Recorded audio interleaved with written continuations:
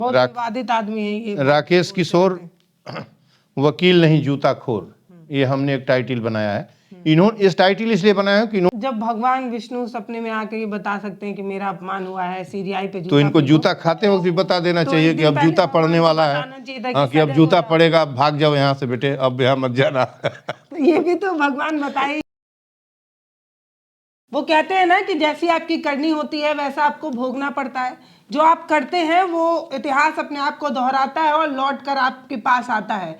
ऐसा ही कुछ राकेश किशोर के साथ भी हुआ। ये सनातनी वकील हैं, इन्होंने सनातन का अपमान नहीं सहेगा हिंदुस्तान कहते हुए जूता उछाला था किसको? देश के सबसे बड़े वाले जज के सामने, उनके ऊपर। अब उसका जवाब जो है इन्हीं को मिल गया है। हालांकि हम किसी भी तरीके की हिंसा को सपोर्ट नहीं करते हैं, हम नहीं चाहते हैं कि किसी तरीके की कोई हिंसा हो, लेकिन जब कोई बदतमीजी पर उतर आए, जब कोई जानबूझकर इस तरीके की चीज़ें करने लगे और ये अपने आप को सबसे बड़ा जिगरा, सबसे बड़ा वाला सनातनी दिखाने के लिए इस तरीके की ऊल जलूल हरकत करने पड़े और करने लगे, तो एक सवाल तो बनता ही है कि जिस हिंदुस्तान के अपमान का इन्होंने बदला जूता उछाल कर दिया था, उसी हिंदुस्तान ने इनको जवाब दे दिया उसी तरीके के एक जूते से। तो ये आप जो तस्वीरें देख रहे हैं, ये राकेश किशोर है। इनको 9 दिसंबर को एक कोर्ट में जो है इसी तरीके से जूता उछाल कर, अब तो उन तक पहुंचाया नहीं गया बल्कि उन्हें जो है वो चिपका भी दिया गया उन पर जूता। इस तरीके की जो घटना हुई उस पर हम चर्चा कर रहे हैं। हमारे साथ पूर्वांचल गांधी संपूर्णानंद मल है और एक तरफ इन्होंने जूता उछाला, प्रतिक्रिया में इन्हें जो है वो जूता मिल गया जी। ये तस्वीरें हैं, ये एक अकेले वकील थे जिनका सनातन जो है सेंटीमेंट ज्यादा हो गया था और इन्होंने इस तरीके की चीजें की थी। इन्होंने कहा था कि जब भी कोई जज इस तरीके का बयान देगा जो सनातन विरोधी होगा, तो कोई ना कोई सनातन का शेर जो है वो उठेगा और इस तरीके की चीजें करेगा। तो जिस सनातन का हिंदुस्तान जिसके लिए इन्होंने जूता उछाला था, उसी हिंदुस्तान में इनको जवाब मिला है अब जूते से। वेलकम पल्लवी जी। और आपने तो कही किया है कि जैसी करनी वैसी भरनी, लेकिन यह इतना छोटा मामला नहीं है। और आपको मैं और दर्शक लोगों से पूछना चाहता हूं कि सुप्रीम कोर्ट के इतिहास में 1950 में संविधान लागू हुआ। सुप्रीम कोर्ट पहले से ही है, ब्रिटिश हुकूमत से बना हुआ। 1950 के बाद आप ये पन्ना खोलिए जुडिशियरी का और एपेक्स कोर्ट में देखिए कि चीफ जस्टिस ऑफ इंडिया को कब किसने जूता मारा, जूता फेंका। ऐसी घटना कब हुई, इतिहास में देखने की कोशिश करना चाहिए, पलटना चाहिए। फिर दूसरा बिंदु ये है कि यह घटना क्यों हुई, किस बात के लिए हुई। क्या किसी के साथ जुडिशियरी ने अन्याय किया था, अपने जुडिशियल डिसीजन में कोई मिस्टेक किया था, कि कोई जुर्म किसी के साथ किया हो, उससे आक्रोशित रहे हों राकेश किशोर और तब इंस्टेंट अपना रिएक्शन। पर उनका सेंटिमेंट तो हर्ट हुआ था एक मूर्ति के विवाद। अब मैं आता हूं उसी पर कि इनका सेंटिमेंट बताइए। सीरियाई है, देखिए जो सभी धर्मों पल्लवी जी, सेंटिमेंट आपका निजी होता है, आपके दिल का विषय होता है, ओके। सेंटिमेंट पर्सनल सब्जेक्ट, लेकिन हम वो ये बोल रहे हैं कि भगवान से जाओ प्रार्थना कर लो ना। आप सुने ना, सेंटिमेंट पर्सनल होता है और न्याय, एडमिनिस्ट्रेशन, संविधान, कानून से चलता है, ओके। तो मैं अभी उसको किनारे करता हूं। मैं ये कहता हूं कि इन्होंने जूता फेंका क्यों। क्या फेंकने वाला बिंदु इनका रॉन्गफुल था या रॉन्ग प्लेस था या रॉन्ग पॉइंट था जहां से इन्होंने जूता उछाला, जिस बिंदु पर ये इनको नहीं करना चाहिए, या इसकी संविधान इसकी अनुमति नहीं देता, ये था। या यदि संविधान अनुमति देता है तो क्यों इन्होंने जूता फेंका। दूसरा बिंदु ये आ गया कि यदि इन्होंने जूता फेंका, संविधान उसकी अनुमति देता है, तो इनको जूतों से पिटाई हो गई है, तो फिर संविधान इसकी भी अनुमति देता है। बहुत सीधे सीधे से जिन बिंदुओं पर जिस कोर्ट में इन्होंने एपेक्स बॉडी के एपेक्स ऑनरेबल चीफ जस्टिस पर जूता फेंका था और इन्होंने कहा था कि सनातन धर्म, वहाँ सनातन का नाम नहीं लिया था। आज तो ये जूता खाते वक्त ये कह रहे हैं कि सनातन धर्म का बार बार ये नाम ले रहे हैं, सनातन याद आ रहा है। भी उन्होंने बोला था सनातन का। उस समय कहे थे कि विष्णु को किसी जजमेंट में, किसी निर्णय में chief justice of India V R Gavai ने कोई बात हुई तो उन्होंने कहा था विष्णु की खंडित प्रतिमा को कहा कि न्यायालय से पक्ष आया, कहा कि इसको प्रतिपूर्त करा दीजिए। आर्कियोलॉजिकल सर्वे ऑफ इंडिया का विषय था। उन्होंने कहा कि archaeological survey of India custodian है, वो जानेगा, और आपको इतनी ही गरज है, विष्णु की प्रतिमा है तो उसे विष्णु से कहिए वो अपना प्रतिमा पूरी करा लें। ये जजमेंट था। इस पर वो इतने हर्ट हुए। अकेले मुझे लगता है कि 10,000 से ऊपर ही जजेज होंगे जिसमें इनको लगा कि नहीं अब ये मामला बिगड़ गया। तो ये इतने हर्ट हुए कि इन्होंने जूता फेंका, भगवान विष्णु का नाम लिया, सनातन का नाम लिया। लेकिन पल्लवी जी ये बात नहीं था ना।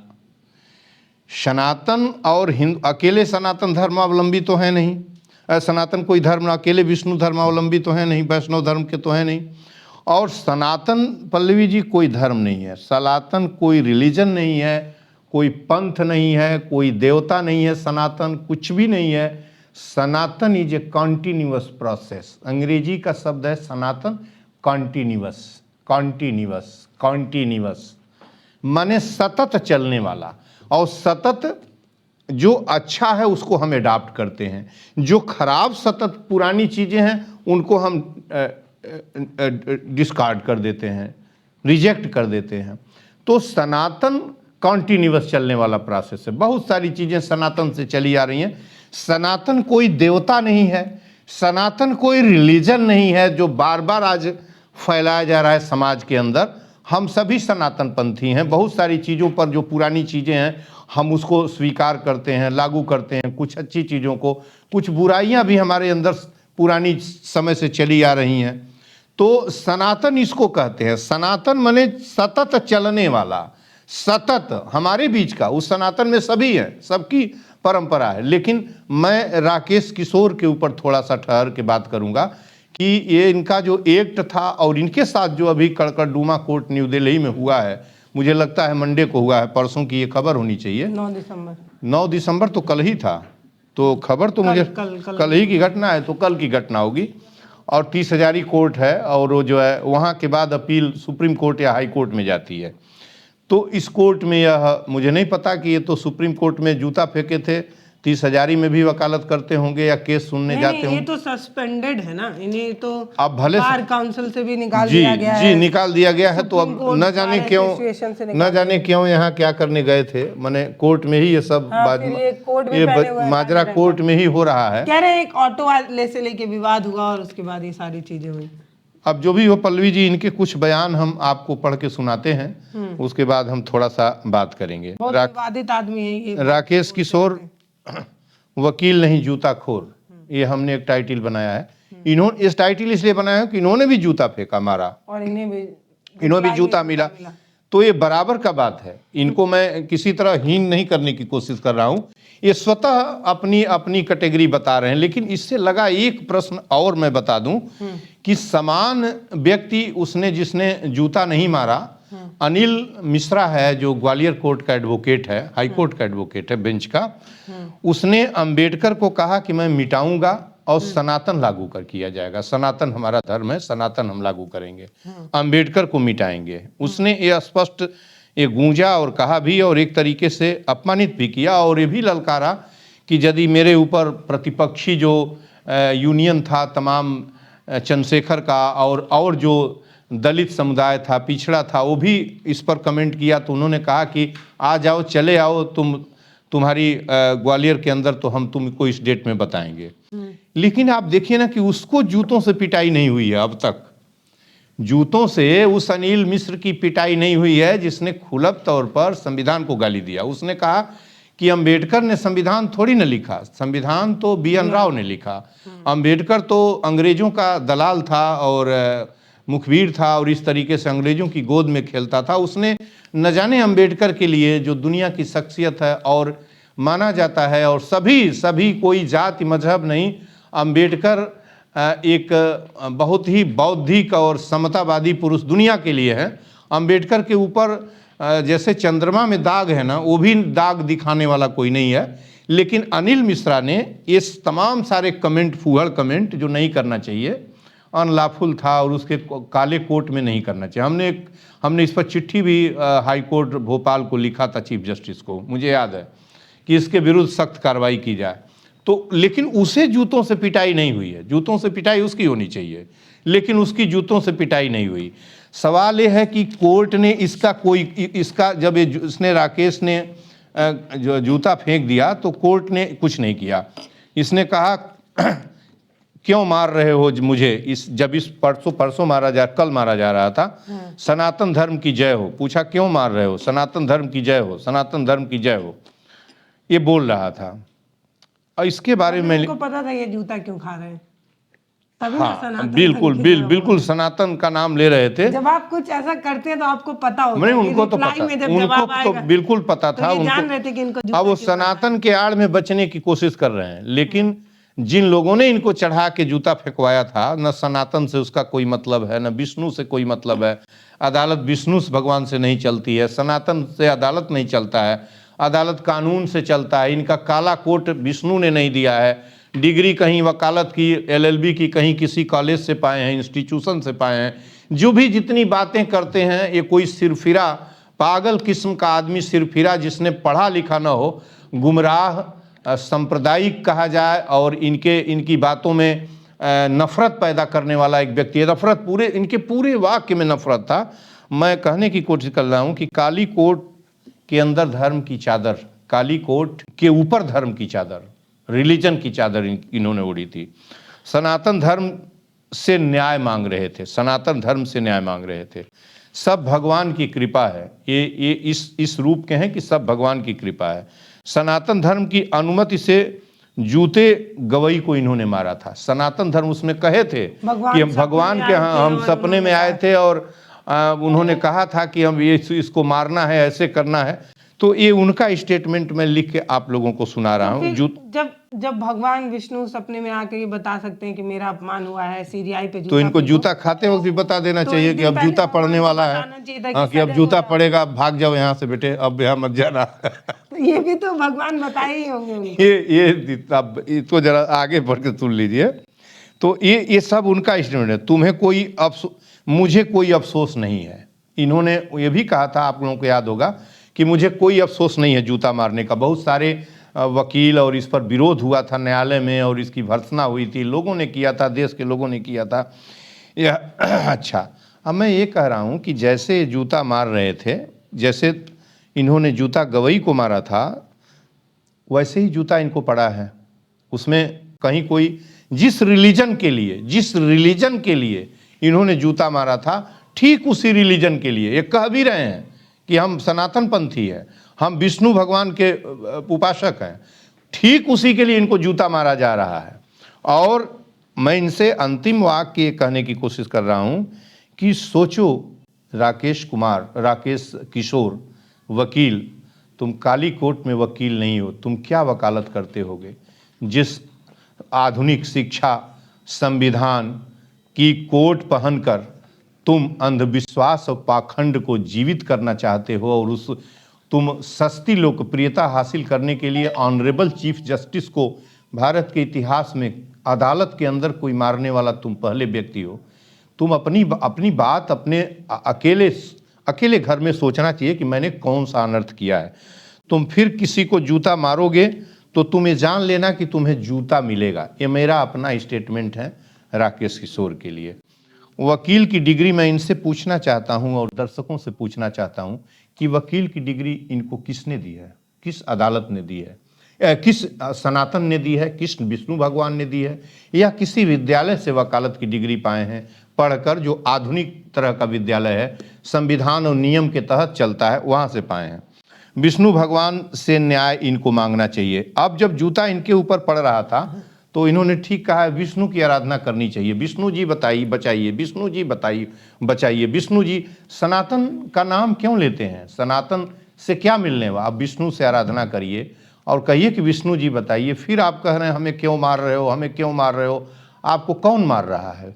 आपको कौन मार रहा है? वही विष्णु मार रहा है जिस विष्णु के लिए आपने जूते मारे थे चीफ जस्टिस को। सेम विष्णु मार रहा है। उस व्यक्ति के भीतर भी विष्णु है। आप ये जानते हैं कि आप अकेले विष्णु के उपासक हैं, तब ये बात कह के मार रहे थे। ये नहीं सोच पा रहे थे कि उसके अंदर भी कोई विष्णु जीवित है, कोई वही विष्णु का रूप जो दूसरे रूप में कोई विष्णु हो सकता है जो जीवित हो उसके अंदर। आपने नहीं सोचा, हो सकता था वाल्मीकि उसके अंदर हो सकता था जो है जो कोई विष्णु हो सकता था ना उसके अंदर। तो आपको यह सोचना चाहिए कि जिस विष्णु के लिए हमने जूता बरसाया है वही विष्णु हमें जूता से मार रहा है। तो न्यायालय में जिस तरह की आप प्रतिक्रिया क्यों मार रहे हो, सनातन धर्म की रक्षा के लिए ही आपने विष्णु को, चीफ जस्टिस को मारा था, और उसी के लिए अगला भी उसी तरीके से आपको पिटाई कर रहा है। तो आपको समझ जाना चाहिए। और कण कण में विष्णु है जी, कण कण में है। तो आपको गलती तो ये हो गई कि आपने सोचा कि हम ही विष्णु के अकेले उपासक हैं और रक्षा वाले हैं।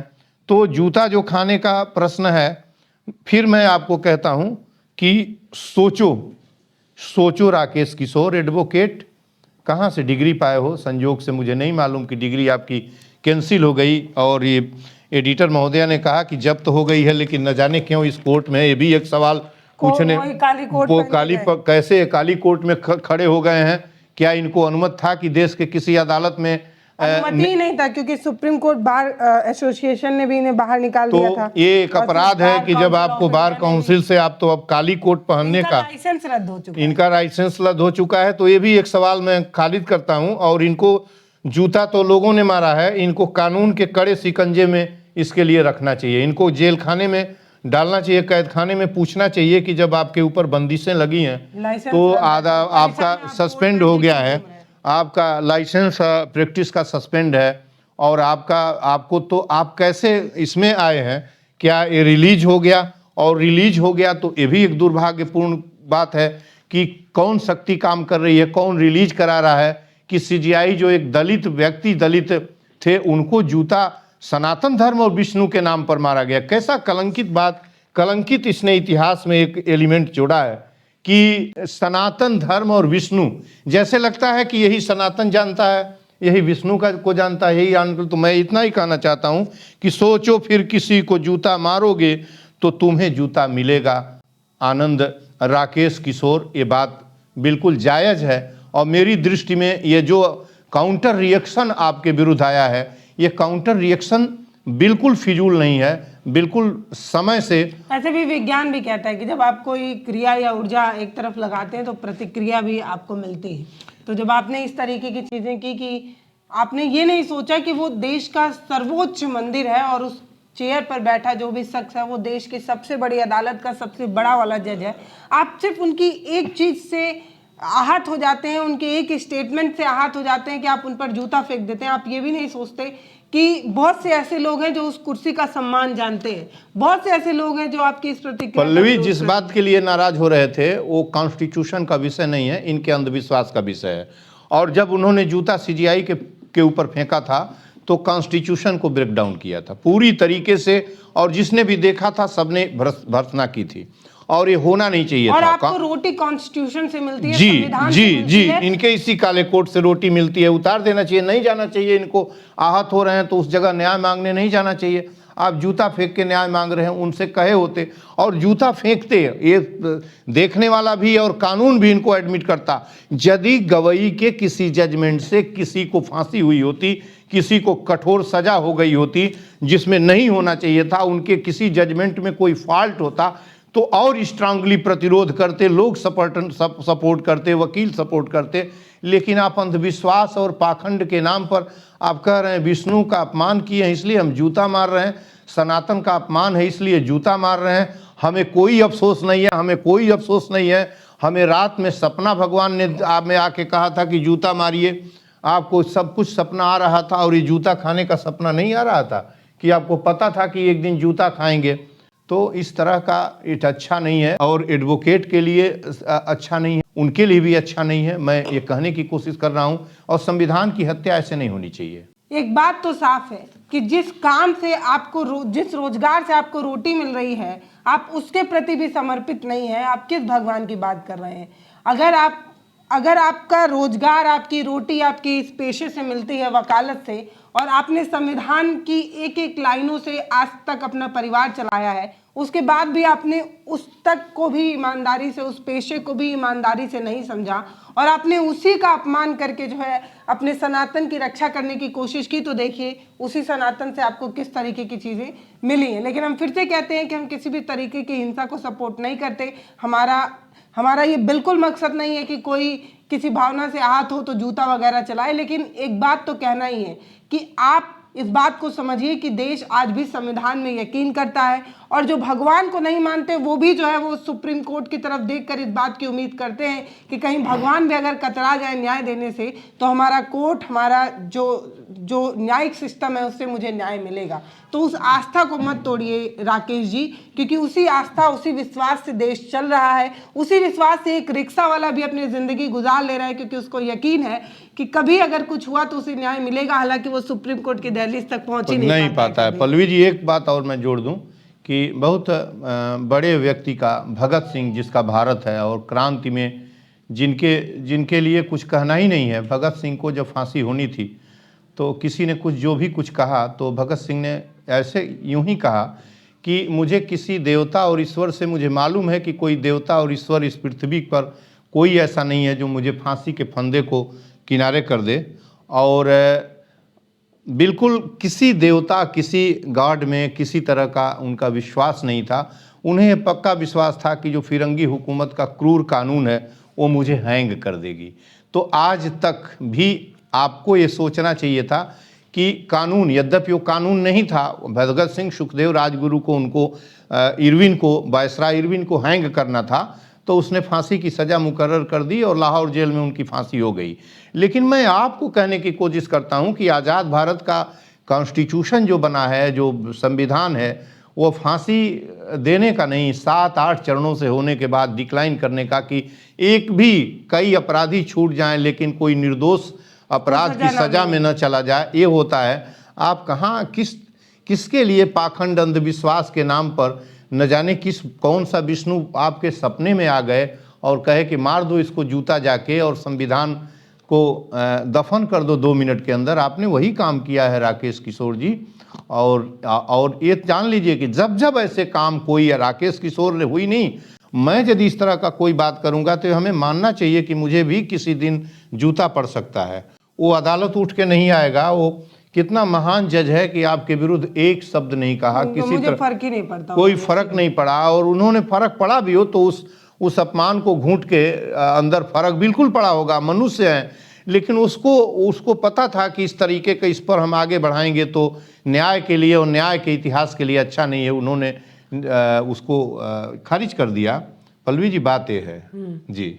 देखिए, भारत एक नई सोच ने तब भी विरोध किया था, आज भी विरोध कर रहे हैं और ऐसी हर उस सोच का विरोध करता है जो संविधान में यकीन ना रखता हो, जो लोकतंत्र में यकीन ना रखता हो, जो हमारे उस सुप्रीम कोर्ट में यकीन ना रखता हो। आपका बहुत धन्यवाद इस मुद्दे पर बात करने के लिए। आपको ये वीडियो कैसा लगा वो कमेंट सेक्शन में लिखिए। वीडियो को शेयर जरूर करिए। नमस्कार।